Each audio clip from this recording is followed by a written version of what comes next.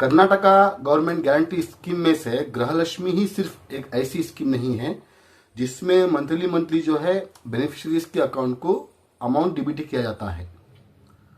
शायद लोग भी भूल गए होंगे और इसके साथ साथ कर्नाटका सरकार भी भूल गई होगी कि इसमें जो है युवनिधि स्कीम के भी पैसे डीबीटी करना है, साथ में अन्ना भाग्य स्कीम की जो पेंडिंग अमाउंट है वो भी डीबीटी करना है।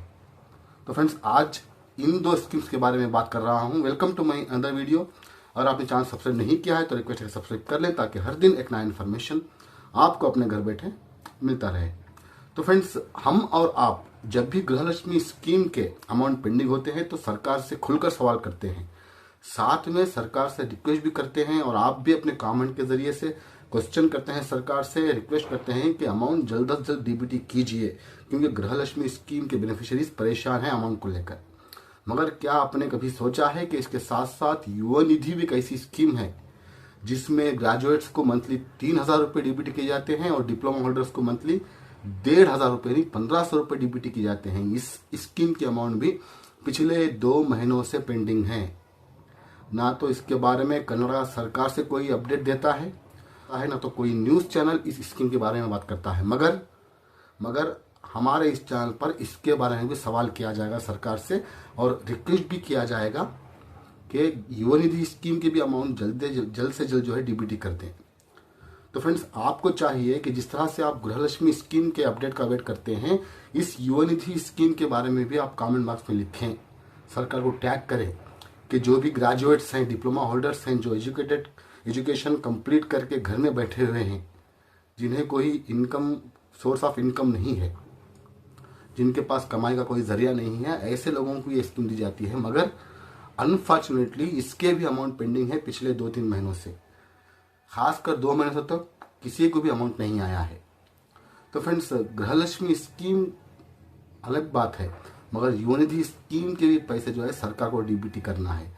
मगर अनफॉर्चुनेटली यहाँ पर ना इसके बारे में कोई मीडिया सवाल करता है, ना कोई यूट्यूबर सवाल करता है, ना सोशल मीडिया पर इस स्कीम के बारे में बात की जाती है और ना ही सरकार की तरफ से कोई इसके बारे में प्रेस के सामने आकर नोटिफाई करता है लोगों को।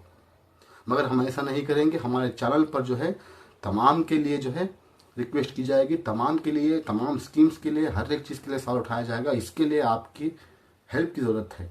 जिस तरह से आप गृहलक्ष्मी स्कीम को लेकर मुझसे कमेंट करते हैं कमेंट बॉक्स पर कि सर आप रिक्वेस्ट कीजिए, सवाल कीजिए, तो आपको चाहिए कि इस युवा निधि स्कीम और अन्ना भाग्य स्कीम में पेंडिंग अमाउंट के ऊपर भी आप सवाल करें, क्योंकि यहाँ पर युवा निधि स्कीम में ऐसे ग्रेजुएट्स हैं जो बहुत पुअर फैमिलीज से हैं, बहुत गरीब खानदानों से हैं, जिनका रोज़मर्रा चलना बहुत मुश्किल है।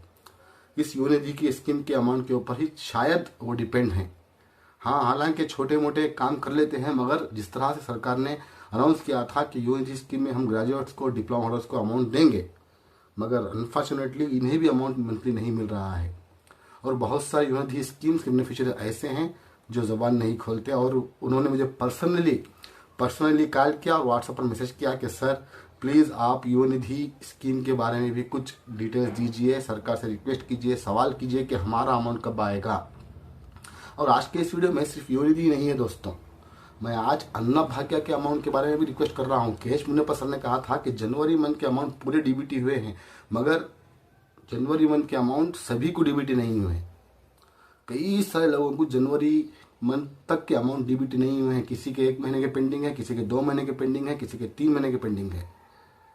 3 महीने पहले जो स्टेटमेंट केश मुन्नप्पा सर ने दिया था, उसके बाद फिर उन्होंने इसके बारे में कुछ इन्फॉर्मेशन ही नहीं दिया।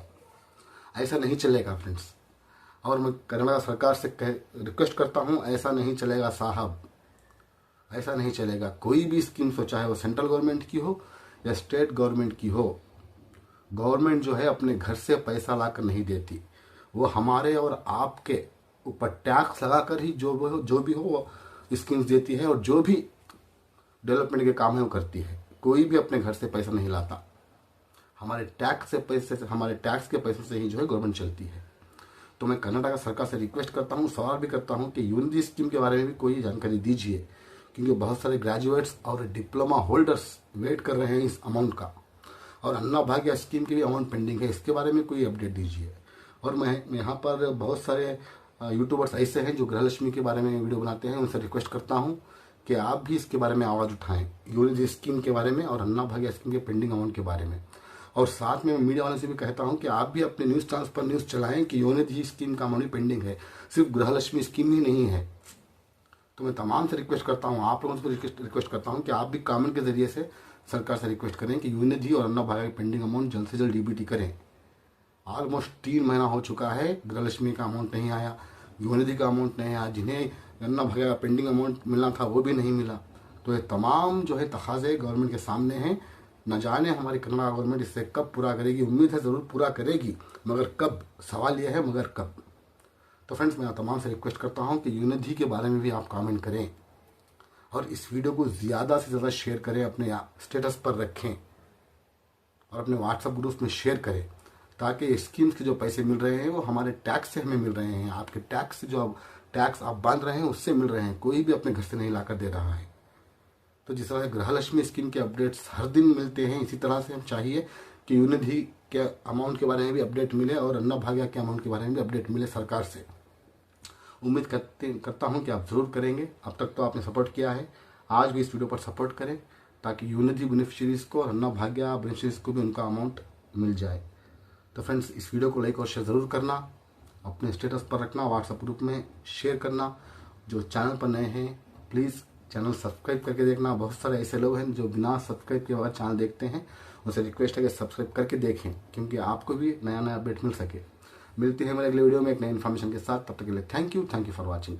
Stay safe, stay blessed always.